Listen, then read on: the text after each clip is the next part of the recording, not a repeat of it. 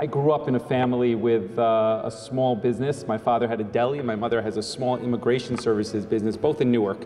They've been there for 40 years. And I could see every day growing up the challenges and the struggle that they would have, from finding good workers that they could rely on, to looking at day-to-day what works, what doesn't work. And so all of you going out there and really putting yourself out there, I can't say enough thank you. Over the last 4 years, one final point is that Jersey City has led the state of New Jersey with regards to new businesses creation, new jobs, most importantly, on the small business front. There's more than 30 million small businesses in the United States, employing over 54 million individuals. And the diversity in terms of the services and the goods that they provide, as well as the owners of these businesses, I think are represented by all of you that are here tonight. If you haven't visited down there on Mallory Avenue, frequented by pretty much police, fire, and everyone else from the west side and throughout the city, Carmine, thank you for continuing to serve the people of Jersey City. Emma Taylor and has taken the ice cream business by storm here in Jersey City. She's also a recipient of the Economic Development Corporation's small business pitch competition and won a grant that furthered her business, expanding it with a food truck, ice cream truck rather, I should say, here in Jersey City. I am a big cigar advocate, and I'm at this place a lot, and they've been engaged with the community for the past 15 years, and they really give back to the community a lot, and it's noticeable, and I want to recognize them. Sky Tobacco, we have Isabel from Sky Tobacco here today, and that's my first award goes to Sky Tobacco, located on 344 Grove Street. Laco's is clearly an institution in Jersey City, and if you're from Jersey City or you visit Jersey City and you know good food, you've certainly come and visited their establishment. It's located in the middle of a block on the south side of Jersey City. I don't know when that zoning was approved, but it certainly would never be approved today. And with that said, though, they do phenomenal food, and it's a great choice as a nominee and an award recipient.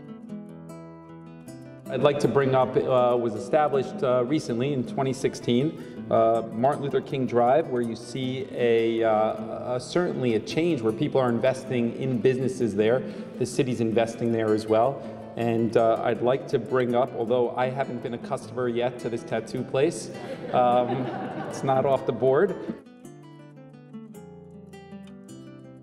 They've been a fantastic and welcome addition to the West Side. It's Simon and May from Halftime Bar and Grill.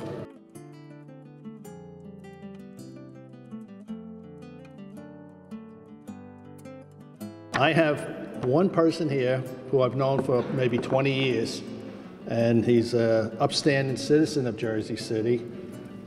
He's involved in the West Point project with me, winning the peace, and he runs a travel agency over on Academy Street. About a month and a half ago, I got the shock of my life. I went up to Journal Square where that new big giant building is, and I found out there's a restaurant there. And let me tell you something, you all should go there because the food is fantastic. The fellow running the place, who I'll introduce in a moment, was really nice. And he's originally, I believe, from Journal Square. David Trotter, and his partner is Gina Cassis Manning. The food there is excellent.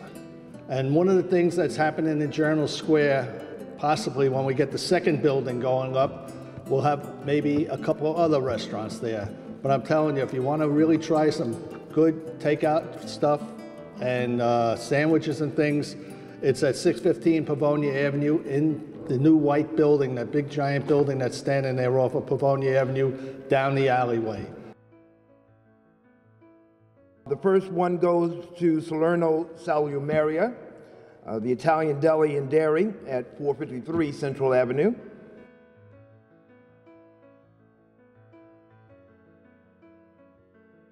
And the second nominee is Dulce de Leche Bakery at 376 Central Avenue.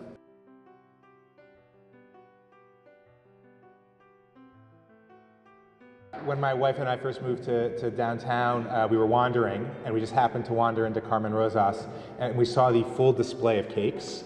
And I sort of went back to my 5-year-old self, and I said, if I could have had one of these cakes for my birthday, it would have been the single best birthday ever. So for 20 years, they have been delivering these cakes in Flan, so thank you.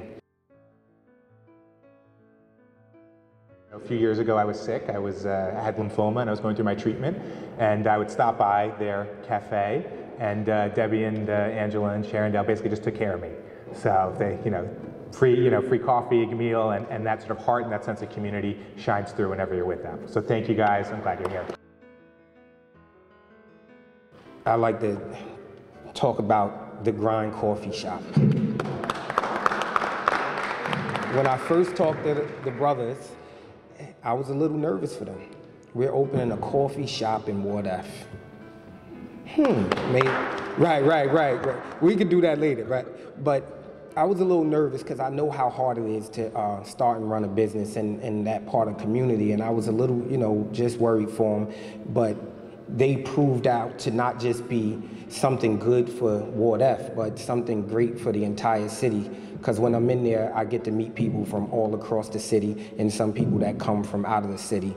And it's a pleasure that they're standing there because they're not only working on part 2, but they're also working on a part 3 as well. And I know you guys will be ultra successful, and I'm glad to be a small business partner of yours in the community. Charles, Mike, and Shane. The Grind Coffee Shop, 360 Communipaw Avenue. If you haven't been there, they have the best coffee in the city. If you ever need some insurance in the community, then look no further than H. Roscoe Taylor Insurance Agency, 731 Grand Street.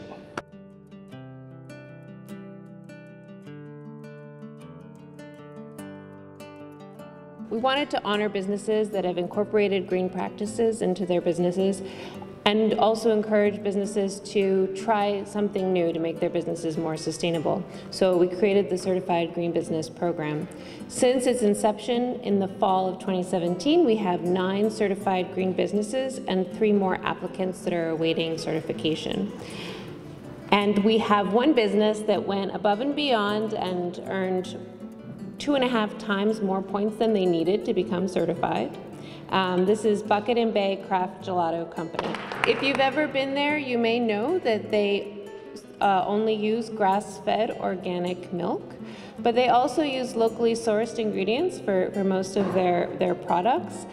They also work with local businesses like Mod Cup Coffee to introduce their flavors into their gelato.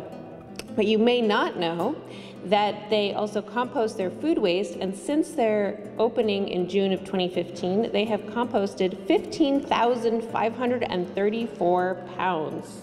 I saw Laco's left. They got the best garlic bread in Jersey City.